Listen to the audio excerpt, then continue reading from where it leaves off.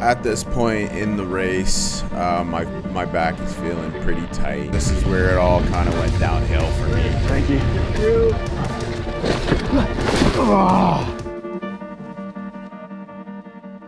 So Paris to Ancaster last year, about 2 hours into the ride, my back blew up. I couldn't even pedal. Like, it was just an absolute struggle. And I had even yesterday.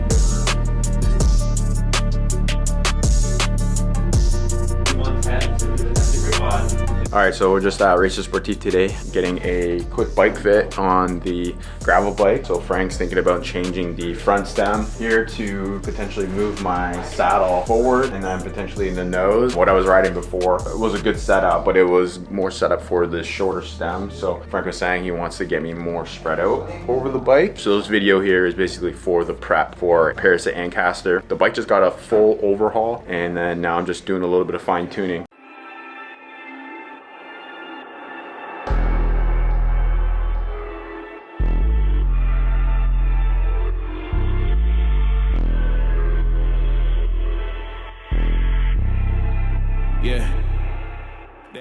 List of different parts of the body. Your neck, how does your neck feel? It's more so my lower back blows up every time. Area of high concern? Yeah, definitely high concern. Knees, how are your knees feel? My one right knee likes to cave in a little. Because you got pretty flat feet. Yeah, flat. Very flat feet. Yeah. How do your feet feel overall? Like they hurt. They hurt. Yeah, like I had to get different pedals. I felt like I needed more support because of the flat feet. So like with my TT shoes, I have the carbon fiber insoles, which had helped take some pain off of my feet. So. What you looking at? I potentially want new gravel bike shoes. I'm like a kid in a candy shop. Just want everything. Look at all the candy. I know. Taking me places, water on bed like we trapped in the matrix. Bet on myself and go ball out in Vegas. Living a life like I'm rich and I'm famous. Don't see the grind that I know that it came with. I ain't make it this far for myself. I had to prove to everybody else. I had to set them straight. I had to bounce. I had to renovate. I know. They hate when you elevate. You're stacking up losses, I'm handing them out. Yeah, I had to go delegate. It feel like I'm floating, I'm lost in the moment, I swear I could levitate. They never believed that I would really fly, I had to go demonstrate. I had to set them straight. They hate when you elevate, elevate. They hate when you elevate. That's coming in, now that's what's going on now. Wow. Everything was just way too open, so there needs to be a certain amount of flexion and extension through it, and so that's all balanced now. That's awesome. How does it feel? Feel like big difference in my hands, big difference on my weight on the saddle. Like I don't feel like I was like sitting on the tip of the nose. It's almost like we've exposed the surface for you. Yeah. You shrink it when it's too high because then your contact changes. Yeah. So it's almost like the saddle's the sitting surface has been enlarged.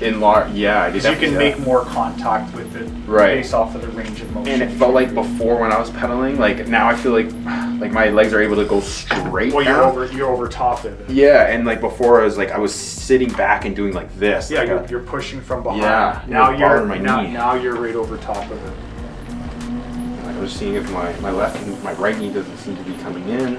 That looks way better. You're like sitting more upright too. Yeah, I feel better.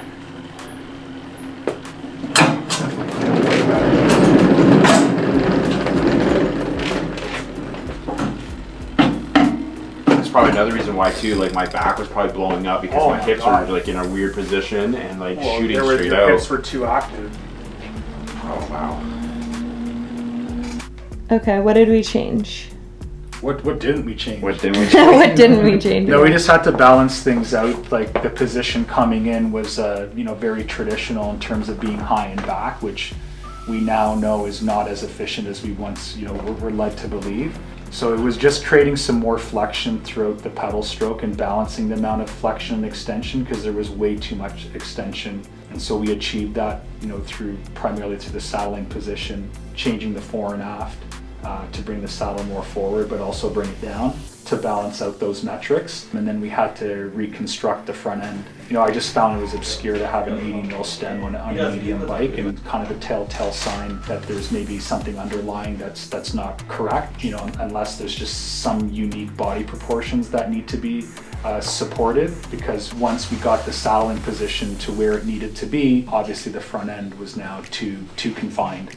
And so what we did is kind of cut and paste that and move that out front, and now you actually have a stem which is more commonly associated with, you know, this size of bike and also supporting your body proportions. So ultimately we've been able to, you know, balance out all the rudimentary positioning on the bike, and I think it's going to translate to some good comfort and performance. Yeah, I look forward to it. Well, thank you so much, man. I really appreciate it. No problem. Appreciate it. Woo! All right, so first hard ride on the bike fit. This has all been in the same day.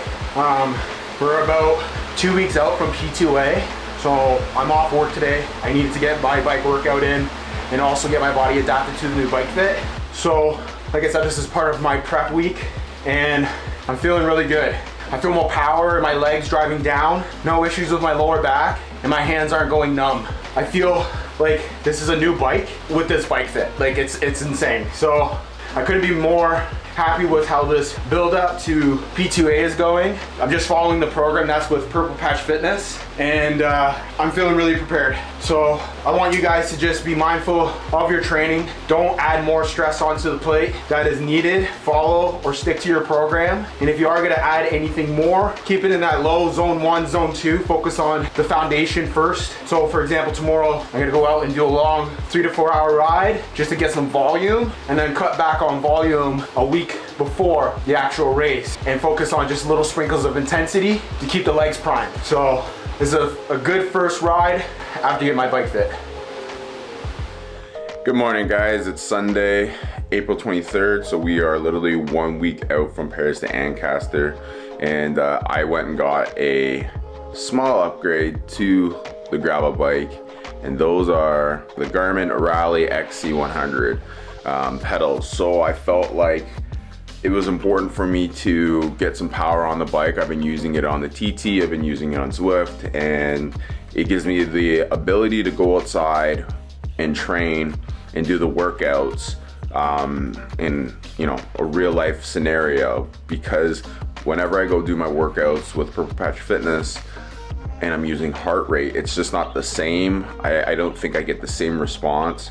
So moving into 2023, I have a couple gravel races and XC races now on the schedule. I just recently signed up for the Xterra Conquer the Crater, I was gonna say Tyler the Creator, race that's happening out in Sudbury in July. So between my mountain bike and my gravel bike, I just felt like it was necessary to get a power meter and use this towards the training. So if you guys have any questions about how it is going for me so far using the pedals, shoot me a comment down below. It's a good way to basically not burn too many matches and stay within my power zones. And yeah, I think it's gonna really increase my training outside. So here we go, 1 week out.